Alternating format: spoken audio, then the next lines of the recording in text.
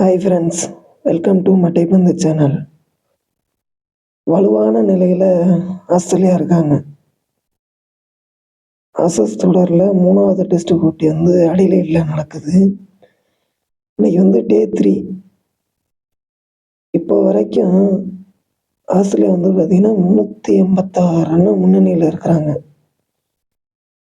இப்போ வரைக்கும் Australia win பண்ணுறதுக்கு 70% வாய்ப்பு இருக்குது.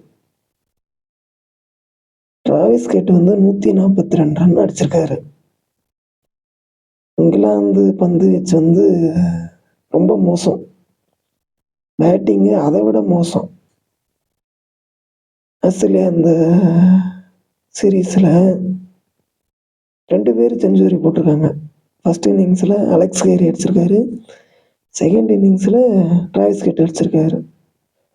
ஆனால் இங்கிலாந்தை பொறுத்த வரைக்கும் ஸ்டோக்ஸும் ஆர்ச்சரும் தவிர வேறு யாருமே பெருசாக ரன் அடிக்கலை.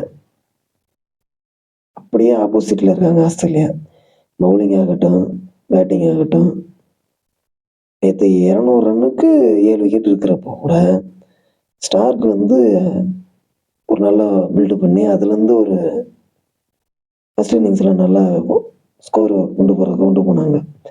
அந்த மாதிரி யாருமே இங்கிலாந்தில் இந்த மாதிரி இல்லை. இந்த மாதிரி இங்கிலாந்தோட மோசமான ஆட்டத்துக்கு என்ன காரணமாக இருக்கும் அப்படின்னு நீங்கள் நினைக்கிறத கமெண்ட்ஸில் சொல்லுங்கள் ஃப்ரெண்ட்ஸ்.